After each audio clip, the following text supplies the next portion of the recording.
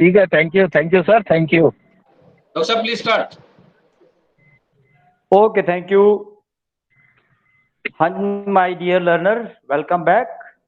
A little we are delayed due to some technical error, and today we are proceeding to our paper 4, paper 3. Paper 3, this practical aspects of counseling and family therapy. And in practical aspect, there is a reflective relationship. We have to discuss relationship building strategies, strategies for facilitating and evaluating changes, barrier to actualize therapeutic relationship, and finally we'll discuss about coping with difficulty situations in counseling and family therapy. So reflective relationship आपके एक syllabus में reflective journal भी है, right? Reflection is more important. Reflective issues or reflective technique, reflective relationship, when you as a counselor has established the relations with the client and relation और association में कुछ फर्क होता है.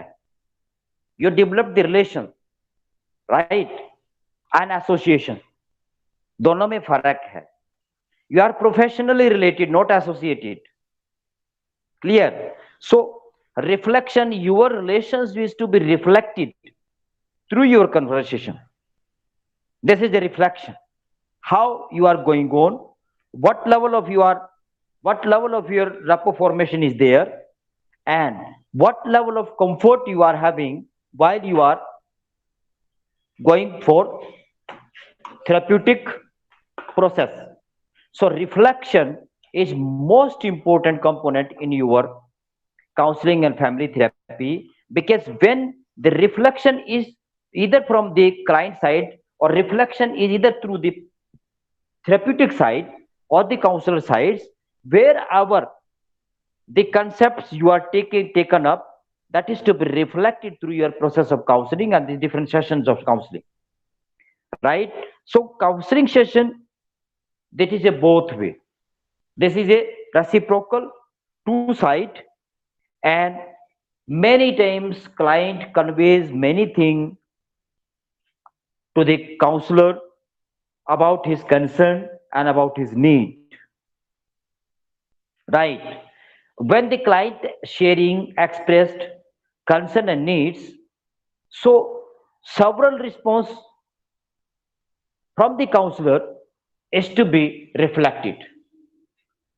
The client shared his concern and needs, then outcome, then due to the sharing of concern and needs, the counselor is to reflect through his communication, through his feeling, and through his concerns with the client. And particularly focus should be on clarification, acknowledging, feeling, non-verbal, and restatement. Now acknowledging, you know what is acknowledging, feeling you know better, right? And clarification you know, acknowledging you know, non-verbal you know, but restatement, when a counselor has given any statement or client has given any statement, either side is unable to understand, right? Then you have to restate what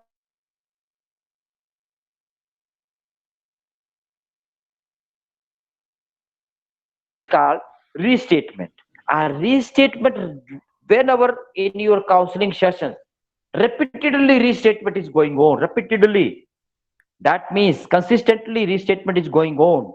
That means there are certain lackings happening in your counseling process, either from the counselor side or from the client side. Restatement, consistent restatement should not be there in your counseling sessions, right?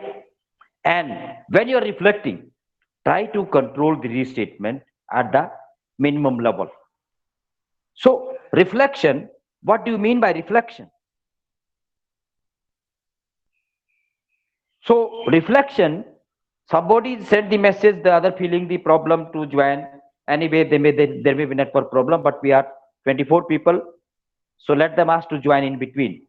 So This is as per your study material.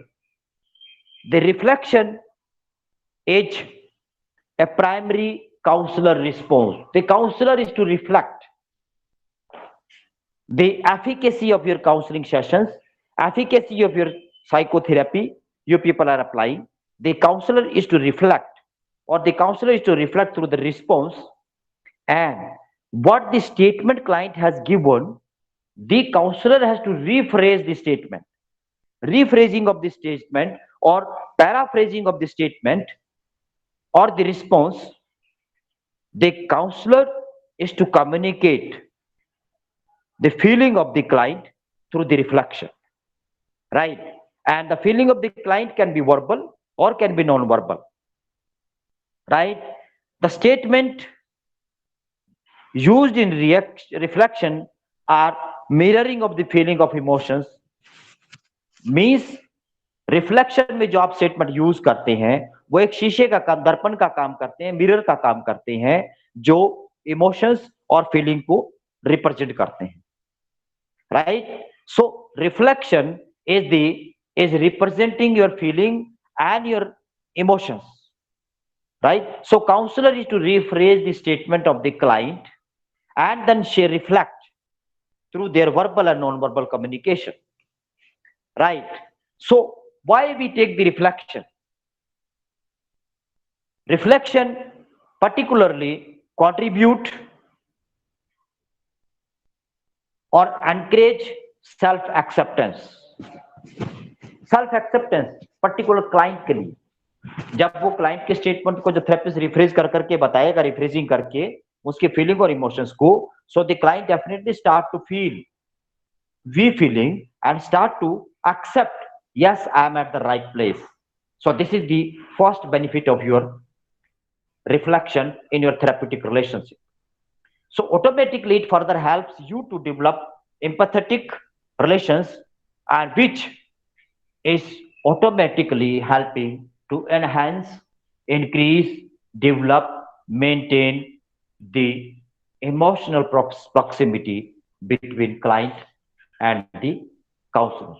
So emotional understanding, proximity, emotional understanding starts through your reflection, because reflection helps you to understand emotionally with the client and the counselor both. So then this is an opportunity for the client to listen, and this is also for the effective way of expressing themselves. And your reflection is most important or significant in your couple and family therapy. Reflection, right? So there are varieties of reflection. Number one, cognitive reflection, right? Number two, immediate reflection. Then affective reflection. Affective means through feeling, right? Affective, AFFE, feeling. The affective reflection automatically related to your feeling, and the counselor's statement is to feel by the client. The client statement is to feel by the counselor. उल्टा बोल दिया था मैंने. The client statement is to feel by the counselor, and automatically this is the best strategy in the counseling process to release nervousness, discomfort, and anxiety in the client. When the counselor starts to understand emotional level through the feeling of or the statement of your client, and when the counselor is feeling about the client through a statement, that means you people are helping the client to release discomfort, anxiety, and stress from the client. And when client get catharsis, सारा release होगा, anxiety भी कम होगा, tension भी कम होगी, frustration भी कम होगी, तो then client feel catharsis and develop confidence in the client, right? So automatically when you people are you as a counselor having a reflective, right? So there may be two types of errors can be happen. Number one, आपने event को respond करना है, feeling को कम करना। Event, alcoholic is one event, exam में fail होना is one event, exam में fail होके बच्चा रो रहा है, that is a feeling, right. आपने कंट्रोल करना इवेंट रिलेटेड, इवेंट को फोकस मेन करना है रिफ्लेक्शंस में, और बार बार ये नहीं कही जाना कि तू तो रोई जा रहा है रोई जा रहा है, तो उसमें और ज्यादा ये कॉम्प्लेक्स डेवलप हो जाएगा बच्चे के अंदर, राइट। सो और कुछ लोग स्टेटमेंट ये देते हैं कि रोने से दुख हल्का हो जाता है, that is up to a particular point it is right, but beyond that time it is even not right. To some extent it is right, but not always it is right. So you people are to not to think about the feeling, you are to think, you have to focus on the event involved in the counseling. For what purpose the client is with you, that is the event, right? आपने गलती से they respond to the event rather than the feeling involved, that responding to this something general and abstract rather than the specific. This is totally adverse, उल्टा है आपका ये। Specifically focus करना आपने, abstract को फोकस नहीं करना आपने, राइट। सो एक क्वेश्चन नोट कर लो, इसके बाद डिस्कस करेंगे इवेंट और फीलिंग को, how we differentiate event and feeling. ये क्वेश्चंस आपने मुझे रिप्लाई करना है at the end of the session. Event and feeling, how we can differentiate the event and the feeling, right. So the पहला आपने मैं बताया आपको, this is your affective reflection, we are to understand the feeling of the client, right, and then accordingly we are to reflect there. Then second is your cognitive reflection. Cognitive reflection is the counsel focus on the cognitive component, दिमाग में उसके क्या चल रहा है। एक तो feeling थी ना, मैंने आपको तीन तरह की एक्टिविटीज बताई हमारी ह्यूमन बिहेवियर की, कॉग्निटिव, कॉग्निटिव और अफेक्टिव, जिसको हिंदी में ज्ञानात्मक, भावात्मक और क्रियात्मक कहते हैं, राइट। ज्ञानात्मक, भावात्मक और क्रियात्मक। अफेक्टिव एक भावात्मक है, AFF, that is a feeling. Cognitive एक ज्ञानात्मक है, what going on in your mind, what going on in the client mind, right, is a cognitive reflection, right. और उसमें जब आप you are to try to understand the cognitive reflection, this is particularly best technique with client, वो जो आपको intimacy और emotions और focus in cognitive component, thinking, that means thinking को आप फोकस कर रहे हैं, क्लाइंट क्या सोच रहा है उसको आप ज्यादा फोकस कर रहे हैं थ्रू योर कॉग्निटिव रिफ्लेक्शन में, right. And what types of ideas, what types of thinking is going on in his mind, you people are focusing on that one through your cognitive reflection. Means cognitively thinking process क्या चल रहा है, feeling process क्या चल रहा है, दो तीनों, और behavioral process क्या चल रहा है, तीनों में समन्वय जब हमारा कोऑर्डिनेशन खत्म हो जाता है तब हम अबनॉर्मल बनते हैं, राइट। तब हमारी लाइफस्टाइल में प्रॉब्लम आती है, फैमिली स्टाइल में। Means effectively I am distracting, right, cognitively I am okay, behaviorally I am okay, but affectively I am distracting, so automatically one component is affected, so that can create a deviation in my normal family life. तीनों में से कोई भी component में गड़बड़ आएगा तो जब तब हमारा family track, family life, family cycle तो गड़बड़ करेगा, प्रॉब्लम करेगा। So you try to understand the client in terms of affective, in terms of cognitive and in terms of behavioural reflection, right.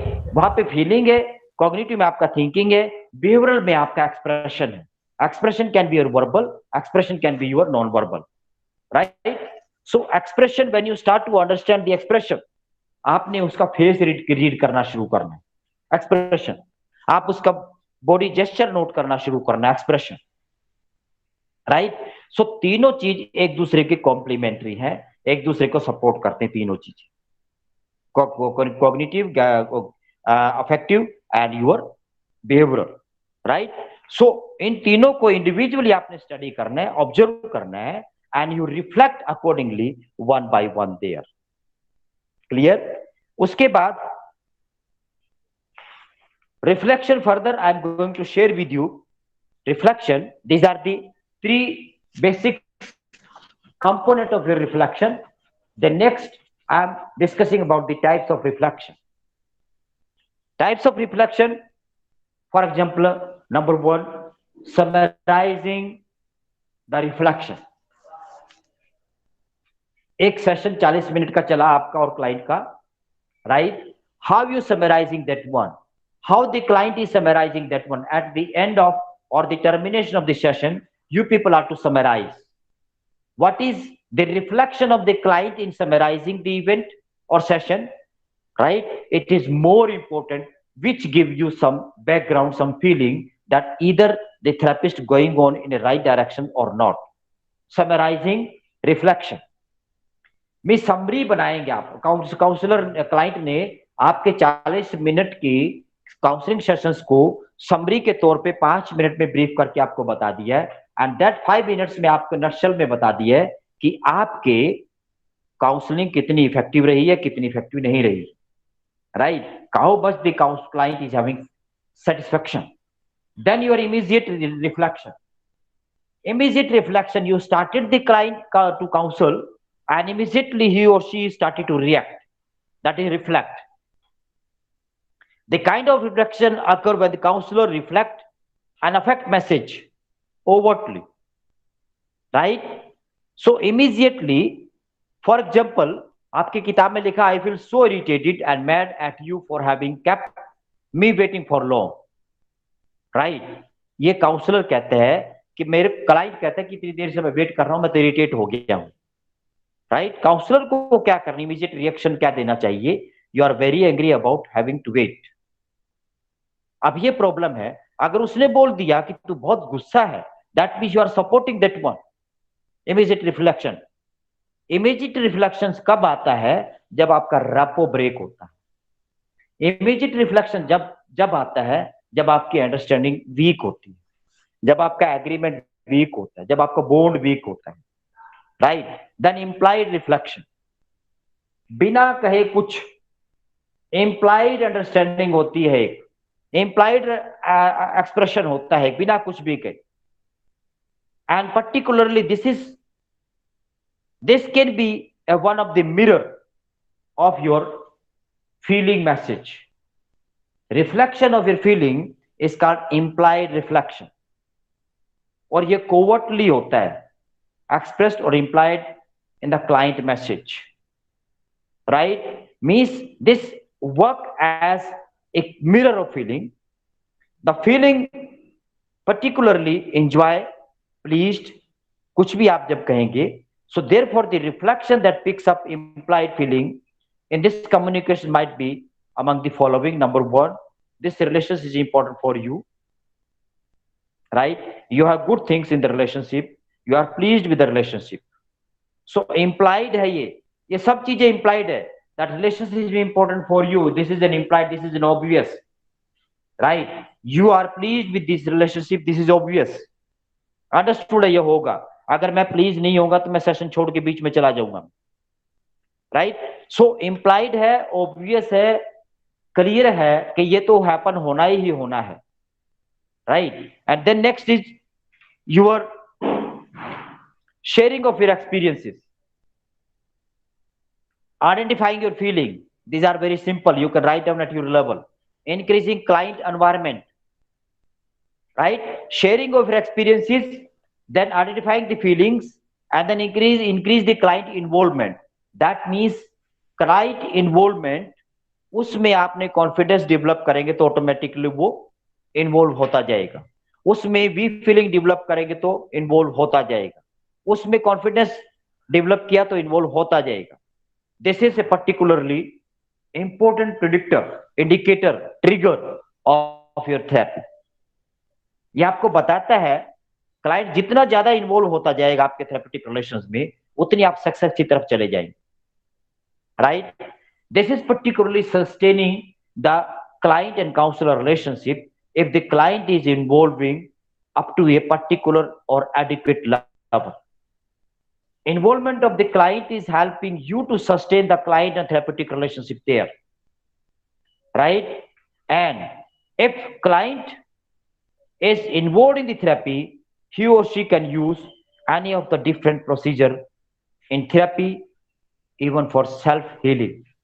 अगर वो थेरेपी में इन्वॉल्व हो गया ना, many times client himself gives some clue to you.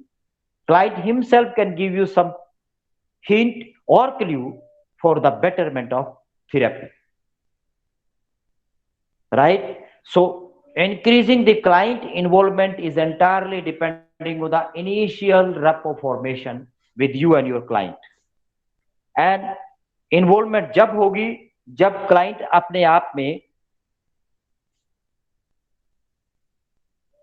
वहां पे एक अपने आप का स्पेस फील करेगा। अपने आप में क्लाइंट फील करता है कि yes it is the right space for me. Client को एक स्पेस फीलिंग होना चाहिए, एक स्पेस फीलिंग होना चाहिए कि yes I am the right place, space feeling कर रहा है, तब क्लाइंट इन्वॉल्वमेंट होगा। या फिर क्लाइंट जब साइकोलॉजिकली कंफर्ट फील करना शुरू करेगा तो तब क्लाइंट इन्वॉल्वमेंट होगा। और या फिर क्लाइंट का फोकस आपकी तरफ होगा, काउंसलर की तरफ होगा, तब क्लाइंट इन्वॉल्व होगा। So you can increase the client involvement with the help of three factors. Number one, to generate the pace within the therapy to the client. उसका अपना एक स्पेस डेवलप करता है क्लाइंट एक थेरेपी के अंदर, वो उसको मिल रहा है तो क्लाइंट रिमेन इन्वॉल्व। और वो फोकस्ड, उसका फोकस इंक्रीज हो रहा है टुवर्ड्स योर थेरेपी, तो उसकी इन्वॉल्वमेंट बनी रहेगी। और वो साइकोलॉजिकल कंफर्ट फील कर रहा है अपने आप को, तो उसकी इन्वॉल्वमेंट बनी रहेगी। You as a therapist focus on these three area to increase the client involvement, right. जब आप रिफ्लेक्शन करते हैं वहां पे कोई डिफिकल्टी आपके अंदर आती है, रिफ्लेक्शन। और डिफिकल्टी क्या होती है? एक तो लैंग्वेज के बारे में मैं शुरू में बोला था, कंफर्ट लेवल लैंग्वेज का, जो उस लैंग्वेज में बात करनी है आपने, इंग्लिश टू इंग्लिश बात नहीं करनी। जैसे मैं आपको इंग्लिश हिंदी दोनों में बात कर रहा हूँ, राइट। अगर आपका क्लाइंट पंजाबी का तो पंजाबी में बात करी तो ओनली देन कंफर्ट लेवल और उसका इन्वॉल्वमेंट होगा क्लाइंट का, अदरवाइज नहीं होगा, राइट। और उसके बाद कंटेंट जो आप लेके चल रहे हैं, what content you are using there in your verbal non verbal, that is more important, right. And then stereotype, कुछ स्टीरियोटाइपिंग है, स्टीरियोटाइपिंग एटीट्यूड होता है हमारा, that can be economic level पे, रेशियल लेवल पे, रीजन लेवल पे, gender level पे। वो स्टीरियोटाइपिंग आपने बीच में एक बैरियर नहीं बनने देना है, राइट। बीच में ये बैरियर बनने देना कि कोई स्टीरियोटाइपिंग है और वो स्टीरियोटाइपिंग करके आपके काउंसलिंग सेशंस डिस्टर्ब हो रहे हैं। You overcome all these stereotypes और प्रिजुडिस। जो भी स्टीरियोटाइपिंग बिहेवियर, प्रिजुडिस बिहेवियर है, उनका आपने ओवरकम करना है, ओवरलुक कर देना उनको, because these are not the real one, they are false, they are baseless, right. Timing को लेके बहुत पर्टिकुलर होना है। टाइमिंग को लेके जो आपने टाइम दिया, ये नहीं है कि हम जैसे आज 10 मिनट के लिए क्लास के लिए वेट करते रहे आपकी, तो ऐसे आप प्रैक्टिस में कभी नहीं करना आपने। Timing, you are to sit there before the, you are to be ready there before the client is to reach you. यानी क्लाइंट वेट करे जा रहा, आप ब्रेकफास्ट कर रहे हो बैठ के अपना, it should not be there, right. Then उसके बाद डेप्थ लेवल कितना आप जनरेट कर सकते हैं, डेप्थ दैट इज अंडरस्टैंडिंग, वो आपके काउंसलर्स की सेंसिटिविटी, काउंसलर्स के एक्सपीरियंस, काउंसलर के स्किल एबिलिटी, उसके ऊपर डेवलप करता है। और अगर आपकी अंडरस्टैंडिंग, आपकी एक्सपर्टीज ज्यादा है आपके अपने एरिया में, you can go up to a deep level of your counselling sessions. Depth में जाके आप उसके साथ इन्वॉल्व होके काम कर सकते हैं, राइट। उसके बाद we are moving to relationship building strategy. Relationship कैसे बनाना आपने काउंसलिंग एंड फैमिली थेरेपी में, when you are working there as a counsellor, you are, I told you, you are to draw a line between you and your client. There are many reasons. In a professional line, you must draw a line between you and your client, because you don't want to involve beyond that line with the client, and you don't allow client to involve with you beyond that line. Both sides, one line is to be drawn between you and your client.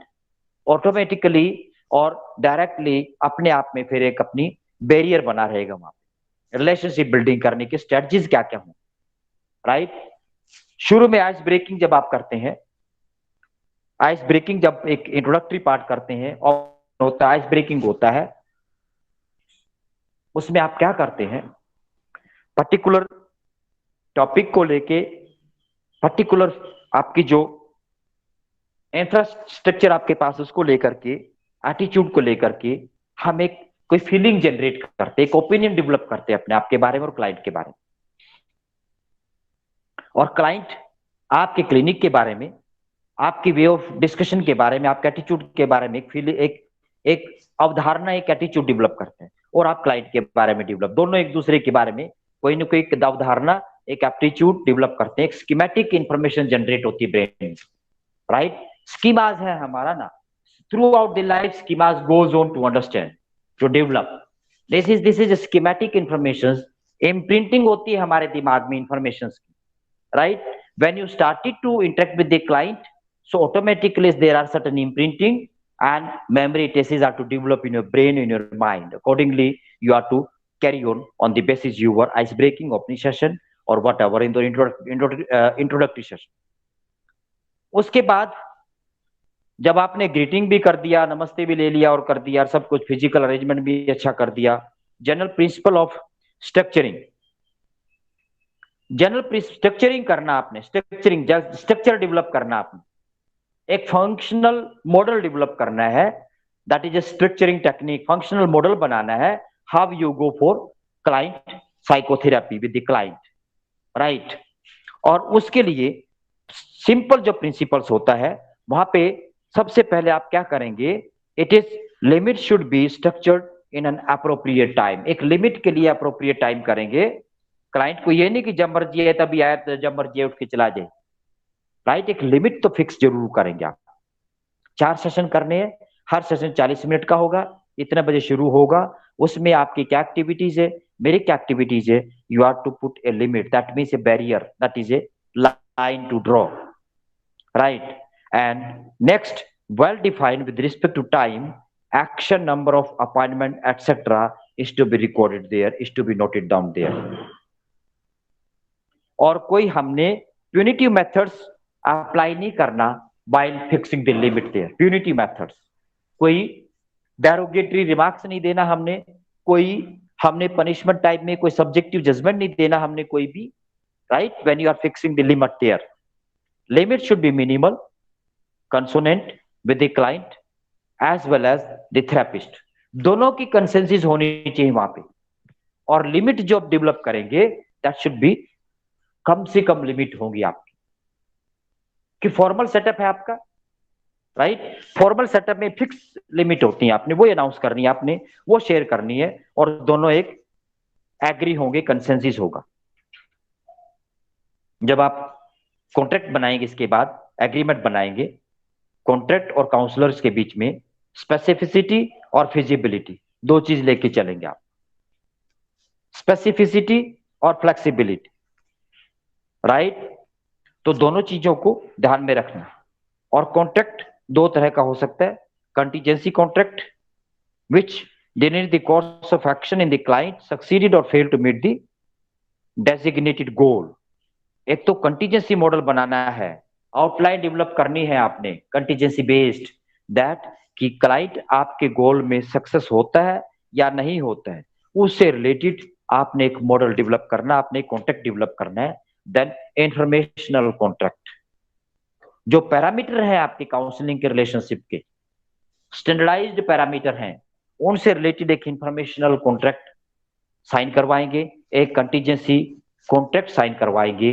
Contingency contract ये है particularly कि contingency means the material related, material related means you are giving the counseling and what is the output of that one, that is a contingency related, right? So accordingly two types of आपने fix कर दिया है, agreement या contract with the client, right. इसके बाद time limit के बारे में है, यू आप अपने आप पढ़ेंगे टाइम लिमिट क्या होता है, वो हम छोटी छोटी चीजों को हम एक्सप्लेन नहीं करेंगे। What the time limit. Now termination skill क्या होती है, termination skill, termination skill anyway ये भी, जब when you are terminating the therapy, this is a termination skill. आपके अंदर एक स्किल होगा, टर्मिनेट नहीं कि आज आपके पैसे पूरे आ गए, आज आपके काउंसलिंग के सेशन खत्म हो गए, आप घर बैठिए, कल नहीं आना आपने, वो भी एक स्किलफुली आपने बताना पड़ेगा उसको, how to finish, right, skilfully. उसको ये भी ना लगे पैसे देता रहा तो मेरे को वेलकम करते रहे, पैसे देने बंद कर मेरे को रिफ्यूज करते रहे, right? So you are open, even your counselling session finish terminated, still you are to assure him that you are open for him in future whenever feel any need, I am open for you. ये आपने उसको assure करना है कि you are open for him और her. ये नहीं कि आज के बाद कॉन्ट्रैक्ट खत्म होगा, आपको कोई प्रॉब्लम आएगी तो मेरे पास नहीं आना, राइट? जैसे फिजिशियन बोलते हैं दवाई लो, राइट? और कोई भी डिफिकल्टी आए तो यू आर वेलकम। ये सेम चीज आपने वहां पे अप्लाई करनी है। This is your ethical consideration, ethical part of your contract, right? इसके बाद strategies for facilitating and evaluating changes. जो चेंज हो रहा है उसको हमने कैसे बढ़ाना है, कैसे फैसिलिटेट करना है। Change automatically, the client is with you for change, right? Client is with you for change, और चेंज राइट डायरेक्शन में जा रहा है। How we are to facilitate that one, how we are to evaluate that one, this is more important, right? So when the counselor, when we counsel an individual, there are specific aspects need to be kept in mind, and we need to understand these particular, the principles of selecting intervention strategies. वो बोला intervention strategies, कौन से principles आपको help करते हैं कि therapist कौन सी use करनी है। इंटरवेंशन स्ट्रेटजीज मीन थेरेपी कौन सी सिलेक्ट करेंगे, there are specific principles are there, right? Integrated therapy select करेंगे या सिंपल थेरेपी सिलेक्ट करेंगे। तो लेबो एक नाम के आपके जो इंडिविजुअल है 1987 एज पर योर बुक, उन्होंने describing core concepts and intervention, ये describing core concept and intervention का मीनिंग यहाँ पे ये है, जो कोर कंसेप्ट जो है साइकोथेरेपी का, एंड दैट इज इंटरवेंशन। आपने कोर कंसेप्ट को स्टडी करना है, अंडरस्टैंड करना है थेरेपी का, डिस्पाइट और in spite of your school of psychotherapy. Behaviour school of psychotherapy है, उन्होंने कॉग्निटिव बिहेवियर थेरेपी दे दिया, फॉर एग्जांपल बिहेवियर थेरेपी दे दिया है, तो स्कूल को मत देखो आपने, उसके कोर इश्यूज, कोर कंटेंट को स्टडी करो। आपके कोर कंटेंट थेरेपी जो यूज करने जा रहे हैं, whether the core content of therapy is similar to your the client problem or not, right? ये आपने नोट करना पहले जब आप इंटरवेंशन स्ट्रेटजीज को सिलेक्ट करते हैं। एडिंग न्यू पर्सपेक्टिव, तो थेरेपिस्ट के पास ये फ्रीडम होता है, जब आपने कोई भी एक थेरेपी यूज करनी चाहिए, उस थेरेपी में कुछ ना कुछ आप लोग उसमें एडिशंस कर सकते हैं अपने with the help of your experiences, right? इसमें therapist has the freedom to add one perspective to strategy derive from another school. आप तो मास्टर है ना, आपको साइको एनालिटिक भी लगानी आती है, साइको बिहेवियर थेरेपी भी लगानी आती है, एक्जिस्टेंशियल थेरेपी को भी यूज करना आता है, क्लाइंट सेंटर्ड को भी यूज करना आता है, राइट? अगर आपको लगता है कि इस थेरेपी में ये कमी, तो you can add any feature of any other therapy there while you people are giving the counselling to the client, right? For example family therapy है, बिहेवियर थेरेपी आप लागू कर रहे हैं, family therapy, behaviour therapy, therapist may be interested in understanding the intrapsychic dynamic of each family, right? So obviously intrapsychic करेगा तो socio cultural perspective हमने समझने चाहिए उसकी फैमिली की। Only then we can be best suitable intervention technique can use there. Until और unless family psychotherapy आप apply कर रहे हैं, लेकिन आप कल्चरल फैक्टर्स को आपको पता ही नहीं कि क्लाइंट जो है किस कल्चर का है। Family psychotherapy are going to apply, but social cultural background you are totally unknown about the client. So in that case, family psychotherapy cannot be helpful there until you cannot understand the socio-cultural background clients of the detail of the client's socio-cultural background, right? उसके बाद adding theories and technique, ये भी आप कर लेना, अपने कर लेंगे, इसमें मुश्किल नहीं कोई भी। Deciding most comprehensive approach to treatment. Now this is deciding most comprehensive. That means this is entirely depending on your knowledge, your experience, your expertise की टोटल आपने सिंक्रोनाइज करना है of various therapies and strategies as they lead to either positive change और negative change, right? So if this does not mean simply adding a new technique will not enhance effectiveness. ये नहीं है। आपने synchronisation कर देना है आपने with positive और negative outcome of all the therapies. और ये मत मानिए कि सिंपली एक न्यू टेक्निक्स ऐड करने से you will not enhance the effectivity. Don't think. हो सकता है एक न्यू कैरेक्टरिस्टिक्स आपने थेरेपी में ऐड किया तो उसकी पॉजिटिविटी आउटकम आपको मिल सकती है, राइट। सो उसके बाद deciding more comprehensive approach to treatment. This is again it can be clients related, biochemical, personal, interpersonal, social, कुछ भी हो सकते हैं उसके कॉज ऑफ काउंसलिंग। बायोकेमिकल भी हो सकता है, पर्सनल भी हो सकता है, इंटरपर्सनल भी हो सकता है और सोशल भी हो सकता है। सो अकॉर्डिंगली आपने डिसाइड करना है comprehensive approach of the client. For example, एक बच्चे में एडीएचडी है, राइट, और उसका एकेडमिक परफॉर्मेंस सफर कर रहा है। बीइंग एडीएचडी, ही और she may not be able to make friend. वो एक इंट्रोवर्ट बन गया और फैमिली में भी वो आइसोलेट सा फील करता है, कॉन्फ्लिक्ट रहते हैं। The therapist had to decide which area to target and the appropriate intervention strategy for the same. अब यहाँ पे कौन से एरिया को पहले टारगेट करेगा? एक तो उसमें इन्फीरियरिटी कॉम्प्लेक्स आ गया, फैमिली में वो अपने आप को कटा हुआ फील करता है, फैमिली को कोई इंटरेस्ट नहीं लेता वो, राइट, और कॉन्फ्लिक्टेड है फैमिली उसके साथ, और एडीएचडी से उसकी एकेडमिक परफॉर्मेंस डिक्रीज हो रही है। Now you decide which is to focus one. क्योंकि मैंने बोला आपको, जो क्लाइंट एक प्रॉब्लम लेके आएगा, that problem is not rooted through a only single factor, multiple factors related, multiple parameters, multiple component of one problem will be there. आपको पहले कौन सा ठीक करना पड़ेगा? मान लो आपको खांसी, जुकाम और बुखार, तीन चीज है, तीनों में से पहले कौन सा ठीक करेंगे डॉक्टर? आपको सबसे पहले बुखार ठीक करेंगे, राइट। खांसी और जुकाम को बाद में लेंगे, वो पहले फोकस करेंगे बुखार को ठीक करने के लिए। सिमिलरली आप एडीएचडी भी हैं, एकेडमिकली डाउन भी हैं और फैमिली कॉन्फ्लिक्टिंग भी हैं आप लोग, राइट। सो आप सोचिए और मुझे आंसर देना है इसका क्लास के बाद कि आप कौन सी टेक्निक को पहले लेंगे। एडीएचडी को, that is poor academic performance जो इस एडीएचडी के कारण हो रही है, आप इंट्रोवर्ट हो गए हो और फैमिली से कॉन्फ्लिक्टेड हो गए। तीन चीज है, पुअर परफॉर्मेंस, इंट्रोवर्ट एंड आपका कॉन्फ्लिक्टेड विद फैमिली। इन तीनों चीजों को में से कौन सी पहली चीज स्टडी करेंगे? You let me know and accordingly you have to decide the therapy there. So obviously deciding most comprehensive approach to treatment, right. So then indications and counter indications of various modalities. आप जब therapies करते हैं ना, उसके कुछ न कुछ indication बीच बीच में आपको मिलते रहते हैं, काउंटर इंडिकेशन भी मिलते हैं, राइट। लेकिन for example individual versus marital versus family therapy,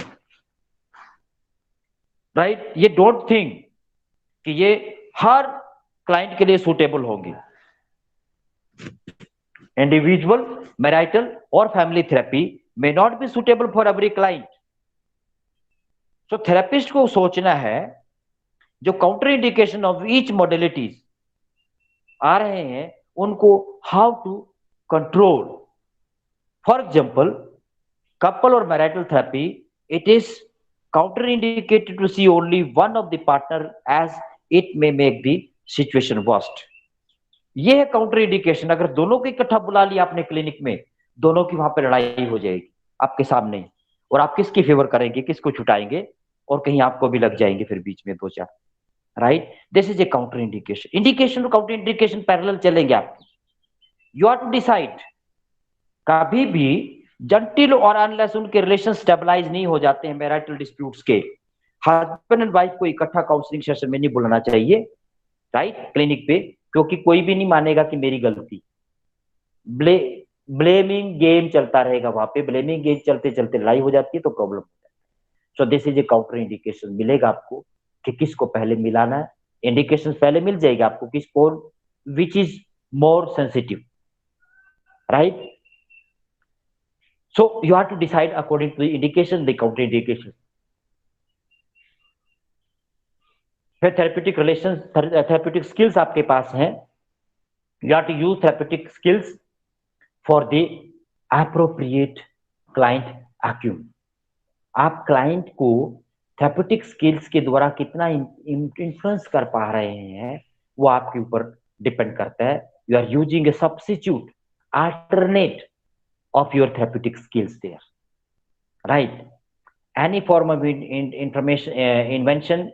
intervention can be made effective if strong therapeutic alliances has been built. Therapeutic alliance मैंने आपको बोल दिया, एग्रीमेंट स्ट्रॉन्ग है आपका, right?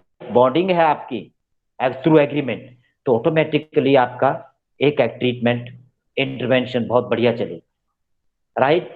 So then considering individual stage of treatment, एक individual stage और check करना. आप बच्चा है, बुजुर्ग है, जवान है, महिला है या पुरुष है, गरीब है, अमीर है, एक इंडिविजुअल स्टेज नंबर एक ये होता है. एक इंडिविजुअल स्टेज नंबर ये होता है कि कोई आदमी लगातार 40 मिनट नहीं बैठ सकता.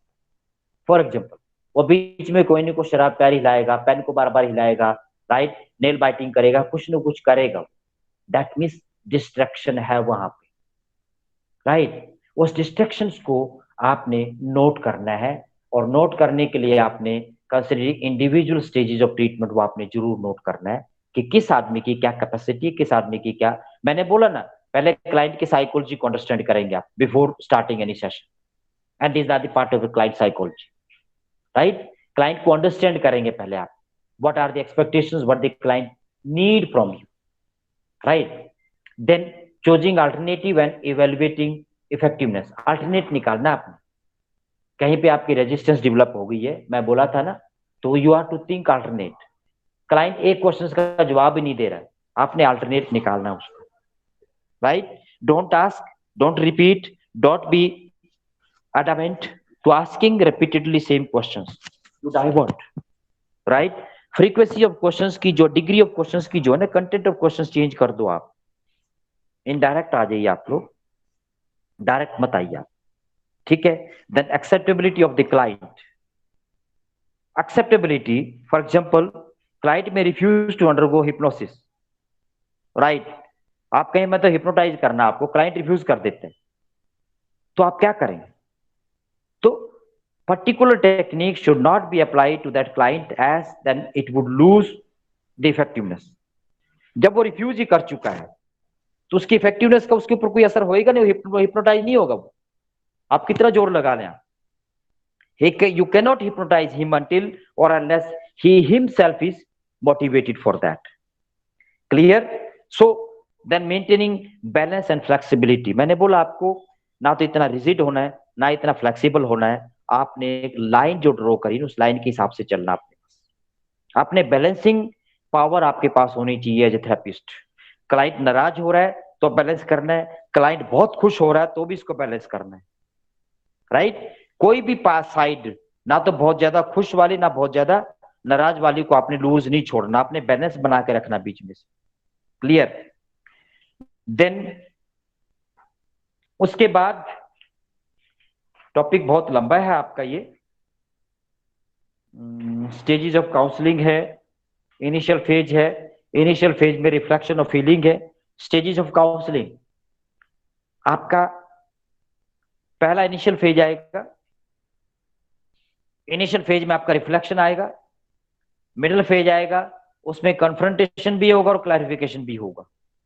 क्लाइंट भी कन्फ्रंट करेगा, आप भी कन्फ्रंट करेंगे, but in through confrontation you reach up to the clarification. Then later stage पे आएगा interpretation from a theoretical standpoint. जो थ्योरी आपका बेस है, जो थ्योरी आपने थेरेपी जो आपने लिया है, उसके पॉइंट से, उसके बेस से आप इंटरप्रिटेशन पे चले जाएंगे. Last stage of your counselling, initial phase, middle phase और the last phase of your counselling, आपका रिफ्लेक्शन, आपका clarification, confrontation and interpretation, theory based. These are the stages of your counseling sessions, right? और cognitive technique आपने दुनिया भर का बार बार पढ़ लिया है. then barriers in actualizing therapeutic relations.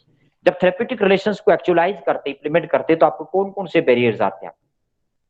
Transference, जो फीलिंग आएगी, ट्रांसफेरेंस, वो एक बहुत बड़ा एक बैरियर आएगा. whether the adequate information is transferring or not is a big barrier between you and your client. जो आप काउंसलिंग दे रहे हैं उसका कोई इम्प्लीमेंटेशन है, इफेक्टिव है क्लाइंट के ऊपर या नहीं है, this is a big problem to understand. शुरू में 1-2 सेशन तो क्लाइंट पे कोई असर ही नहीं लगता, आप बोलते रहते हैं और क्लाइंट चुपचाप सुन के चला जाता है, वहां पे ट्रांसपेरेंस नहीं हो रही है, राइट। सो ट्रांसपेरेंस को इफेक्टिव करना हमने, this is more important the transparence, क्योंकि ट्रांसपेरेंस अगर एक डायरेक्शन राइट डायरेक्शन में जाएगी तो ऑब्वियसली है आपका ठीक ठाक काउंसलिंग सेशन चलता रहेगा। ट्रांसपेरेंस इज इन्वॉल्व जब पुरानी फीलिंग्स को जब आप छोड़ देते हैं, उसको रिप्रेस कर देते हैं, उसके कथारसिस दिलवा देते हैं और उसके बाद नई फीलिंग्स के लिए उसको मोटिवेट करते हैं, that is a transparence. Client agree think to forget the past and client agree to go for the future, so that is a transference is going in the right direction, right। एक आपका misperception होता है, right, client के को अपने आप के बारे में मिसपरसेप्शन है सिचुएशंस को लेकर, वो मिसपरसेप्शन को आपने जरूर रिमूव करना, राइट। बाकी सब ठीक है, इसके बाद आप मुझसे क्वेश्चन पूछ सकते हैं।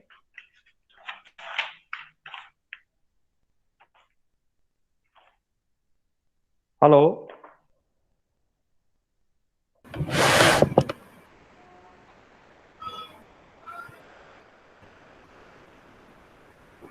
टोटल मिला के आपके पांचों पेपर में ऑल द 5 पेपर्स और almost related to your family maximum, क्योंकि फैमिली एंड काउंसलिंग थेरेपी है, फैमिली के जो इश्यूज हैं, many commonalities are there in your all papers, many commonalities. 5 paper है, पांचों पेपर में बहुत ज्यादा कॉमनलिटीज हैं। अगर आप एक चार्ट बना लेंगे पेपर वाइज तो you will find many overlapping in your papers, right. और वो ओवरलैपिंग को कम करने के लिए आपको मेहनत कम करनी पड़ेगी वहां पे पढ़ने के लिए। फिर आपने एक क्वेश्चन याद किया, उसी को पार्ट्स लेकर के दूसरे क्वेश्चन का आंसर आपके पास आ जाएगा अपने आप। So both are all the 5 papers are internally interdependent on each others.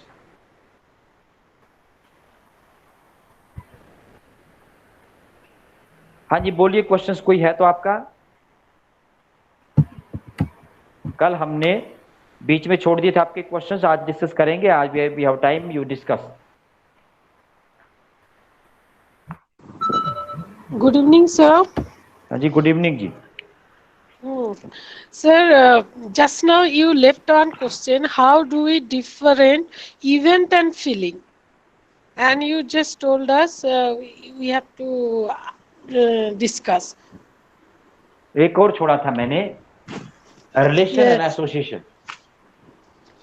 Relation and association. Yes, yes. एक और बोला था मैंने, रिलेशन और एसोसिएशन को भी, इवेंट और फीलिंग को, right? Okay. So event is important or feeling is important? Sir, I think event is more important because it is the purpose of client. No, feeling of the client is more important. Feeling is more important. Suppose event dog is standing there, you are scary from the dog, I am not scary for the dog. How the event is more important? Okay. Means your inner part of your body is perceiving that negative, I am not perceiving that negative. The event, yes, the stimulus is there, right? So stimulus cannot be equally or uniformly affect all the population, all the people. So the people, yes, sir. People perception, individual perception is more important. That is, your feeling is more important, individual perception is more important. हम, I told you ना, schematic information आपकी, हमारा दिमाग होते हैं brain में, जैसे आपके schematic information होएगी ना, according to the imprinting or schematic information in your mind, you are to start to interpret the situation event there. और उसके बाद Yes, sir. when you start counseling, आपने इवेंट को कंट्रोल नहीं करना, आपने फीलिंग को कंट्रोल करना है। इवेंट को थोड़ी कंट्रोल कर देंगे, कुत्ते को थोड़ी मार के आएंगे जाके, कुत्ते से डर लगता है आपको। Am I right?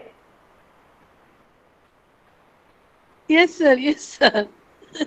I am scary from the dog and you are therapist. आप ये थोड़ी कहेंगे बैठिए मैं डॉग को मैं मार के आ रहा हूँ।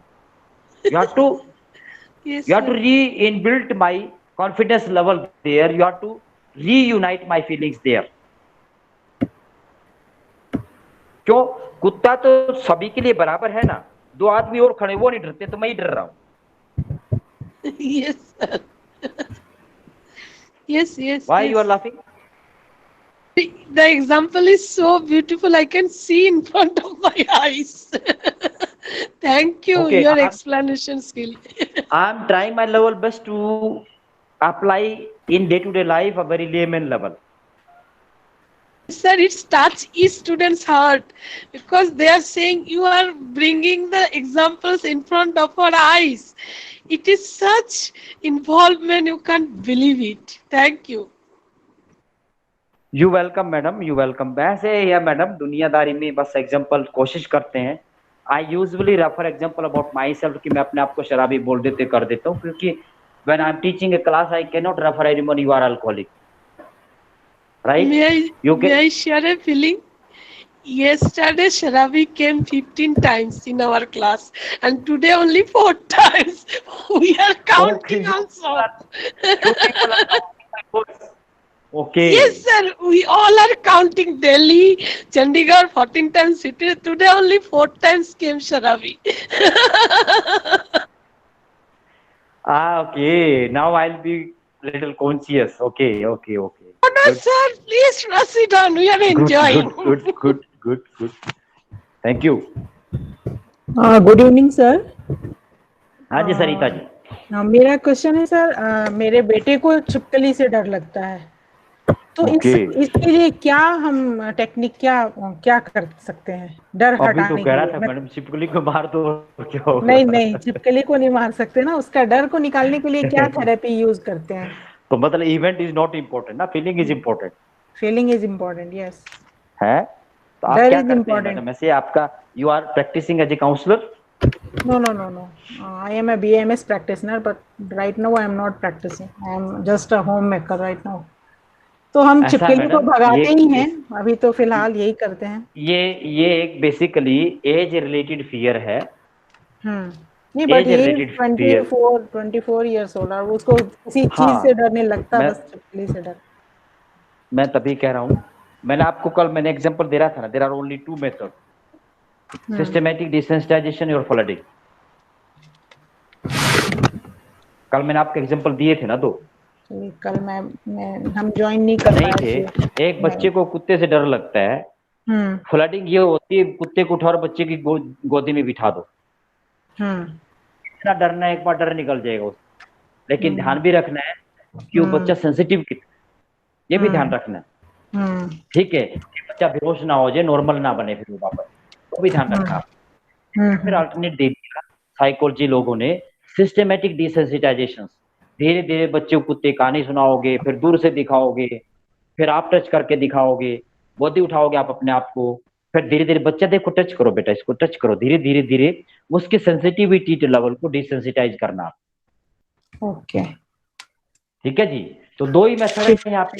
चिपली आप खड़े हो जाओ, लो नजदीक आगे, चिपली मेरे ऊपर कुछ नहीं किया, हम भी नहीं कर सकते वो हम भी नहीं कर सकते।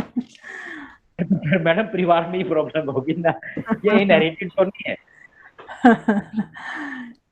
ऐसा है मैडम, सुनो, these are the small issues only, they're very small issues, they cannot, just for an example. Why I'm laughing, because inherited, this is just my, I'm joking, because it cannot hinder your daily activities, daily affair of life. Yes, right? When we need a counselor, you people are a professional, I'm telling you, और कोई अगर ऐसा client आ भी जाता है ना आपके पास, तो उसको रिफ्यूज कर दो ट्रीटमेंट देने के बजाय, पैसे मत कमाओ, don't be so professional, it's not type of level की आपको ट्रीटमेंट की जरूरत पड़ेगी। आप रूटीन अपने आप ठीक हो जाएगा टाइम के अकॉर्डिंग, उसको एक मोटिवेट मत करो ट्रीटमेंट के लिए, right? That is basics of the professional.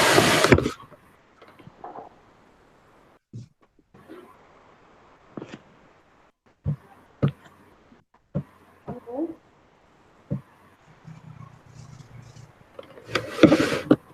Hello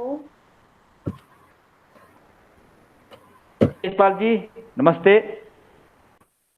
hello good evening sir. Narayan public school. Yes sir, good evening sir. Sir, I have one question regarding practical. I met a child who was disabled and was not able to move him and then able to talk properly. Should I consider that case? Madam आपकी आवाज नहीं आ रही, please. Hello आवाज नहीं आ रही proper आपकी, you are not audible properly. sir, now I am audible? हाँ, yes. Yes sir, एक बच्चा है, वो हाँ। एज उसकी 19 ईयर है और वो डिसेबल है, मीन्स कि उसको होम बेस्ड क्लासेस हैं, उसकी काउंसलर हैं वो MSI को ही हैं, उसको घर जाके क्लास दे रही हैं। और वो बच्चे की मुझे तो प्रॉब्लम हो, जब मैंने उसकी मदर से बात की, बच्चा तो प्रॉपरली बात ही नहीं कर पा रहा। जब मैंने मदर से बात की तो वो कहती हैं कि ये तो बच्चे को मैं बहुत सारे फिजियोथेरेपिस्ट को दिखा चुकी और बहुत सारे मैं चंडीगढ़ भी लेके चली गई, पटियाला, बहुत सारे जो साइकेट्रिस्ट हैं। तो मैम आप क्या करोगे, मुझे वो ये कहती हैं, तो फिर मैं क्या करूँ सर वहाँ पे? मैडम बच्चे डिसेबल्ड तो वैराइटीज ऑफ डिसेबिलिटी। डिसेबिलिटी बताओ क्या डिसेबिलिटी है। वो बोल ही नहीं पाता सर बच्चा और चल भी नहीं पाता, थोड़ा सा बोलता है, मतलब कितनी जस्ट एज क्या है? 19 ईयर सर। 19 ईयर्स। हाँ जी, उसने सब कुछ सर लेट किया शुरू। उसने जैसे चलना तो चलता तो अभी भी नहीं है, बच्चा सिर्फ लेटा रहता है और बैठता है। जैसे उसकी नेक होल्डिंग थी वो भी 2 इयर्स के बाद हुई, उसको जैसे टॉयलेट ट्रेनिंग थी वो 4 इयर्स के बाद, मतलब ऐसे लेट मैडम लेट। हमारा एक एक्चुअली हमारा एक कंसेप्ट होता है, डिलेड डेवलपमेंट कंसेप्ट होता है, डिलेड डेवलपमेंट। ओके बच्चा या तो ऑटिस्टिक मिलेगा, आपको ऑटिस्टिक मिलेगा, लेकिन सबसे बड़ी प्रॉब्लम ये आ रही है कि फिजिकल बच्चा एक्टिव नहीं है। Okay this is the biggest problem. इसमें साइकोलॉजिस्ट कोई काम नहीं करेगा। ठीक है, means I no role should of not. Psychologist here. ठीक है। और सर एक और प्रॉब्लम मुझे आई, एडोलसेंट का मैंने डाटा कलेक्ट किया और जो एडोलसेंट की मदर थी वो कहती मेरा बच्चा तो फर्स्ट आता है, इसको तो कोई प्रॉब्लम ही नहीं है। इसने प्रॉब्लम बताई कि मेरी मदर इन लॉ सारी प्रॉब्लम क्रिएट करती है। और मैंने जब वो प्रैक्टिकल 004 का है सर, प्रैक्टिकल जो इंटरव्यू और फैमिली एडोलसेंट पेरेंट का है, तो एडोलसेंट पेरेंट की प्रॉब्लम नहीं है, एडोलसेंट में भी कोई प्रॉब्लम नहीं है। प्रॉब्लम वो कहते हैं कि मदर में, ग्रैंड मदर में है बच्चे की। हाँ, तो क्या कहना चाहेंगे यहाँ पे आप? हाँ जी, तो मुझे ये नहीं समझ आ रही कि जैसे मैंने इंटरव्यू तो वो करना है ना एडोलसेंट पेरेंट से, तो एडोलसेंट में भी प्रॉब्लम नहीं। वो कहते मेरा बच्चा तो सब कुछ ठीक करता है, फर्स्ट आता है क्लास में मैडम ही वो। ये बात पहले हाँ भी जी। हुई थी, रश्मि मैडम ने पूछा था कि कोई ओन नहीं ओके करता प्रॉब्लम को। Okay nobody it is my problem. लेकिन ओके यहाँ पे जो क्वेश्चन जनरेट हो रहा है वो is the most affected person, इधर एडोलेसेंट्स, मदर और ग्रैंडफादर, कौन ज्यादा अफेक्टेड है उससे? मदर। ठीक है, हाँ जी, एक दिन हुई थी मदर सर अफेक्टेड है तो डिस्कस। एडोलेसेंस खोलने की आपको जरूरत ही नहीं है। हाँ जी, आपने कहा था कि इनडायरेक्टली जब आपने वो ड्रिंक की थी तो वो example I remember sir, sorry. हाँ, रश्मि मैम ने पूछा था। हाँ, तो if mother is हाँ affected, you know your adolescent no need to take the adolescent because he is not the there is not okay. affected any at any level. Otherwise sir, at the तो end I आप counted only that mother only, the child's mother, means adolescent mother. I said that even then she told me the problem. She said that she doesn't have sound background parental means mother or father, and she will have to adjust here. I said then so that is the solution only. You will have to survive only due to your madam एक मेरी आपसे request है, पता नहीं आप किसी school में पढ़ाते हैं? हाँ जी मेरी एक सब्जेक्ट मैं शुरू से रिक्वेस्ट कर रहा हूँ सभी से, बीइंग प्रोफेशनल बता रहा हूँ मैं, अभी हम उस हाँ लेवल जी। पे वी आर स्टूडेंट ओनली, और हमने ओके कभी भी जजमेंटल नहीं बनना है यहाँ पे। ओके हम बहुत बड़ा एक अपने आप को हम एक्चुअल क्या है, साइकोलॉजी एक ऐसा एरिया है, आप किसी लेमन से भी बात करेंगे तो साइकोलॉजी को एंजाइटी, फ्रस्ट्रेशन, डिप्रेशन को सिम्टम्स बताएंगे ना, एक लेमन में भी वो दिखाई देंगे। हाँ, वो कहेंगे तो मेरे अंदर भी होता है, ओके ठीक है। लेकिन हम साइकोलॉजिकली इंटरवेंशन कहाँ स्टार्ट करते हैं, जब कोई भी प्रॉब्लम, जब हमारी डेली फंक्शनिंग में प्रॉब्लम शुरू करती हैं, my daily life routine is hampered, disturb, distract, only then we start to intervene there. पहली बात तो। दूसरी बात हमारी यहाँ पे ये है, you try your level best not to be judgemental. Okay हाँ, वहां पे Okay. ये नहीं कहना दादी माँ की प्रॉब्लम, माँ की प्रॉब्लम है, बेटी की प्रॉब्लम, यू अंडरस्टैंड। किसी को पिन Okay. पॉइंट करेंगे ना, कि घर में लड़ाई हो जाएगी, right sir, right, thank you. ठीक है। So you don't be judgemental there, you note down everything there, you Okay, become sir, okay. you will become instrument there to generate the clash in the family there, कि वो आए थे special psycho, ये बोल के गए हैं, आप तो आ गए वहां से, बाद में उनके घर में जूते बजेंगे। वो तो सर मुझे उनका पता चल गया था। मैंने कहा मैंने आपकी mother in law, father in law से बात की है, करनी है, तो वो करवाई नहीं उन्होंने मेरी। मैं आपको बहुत प्रैक्टिकल रियलिटी बता रहा हूँ, ये this is a very practical reality, okay right.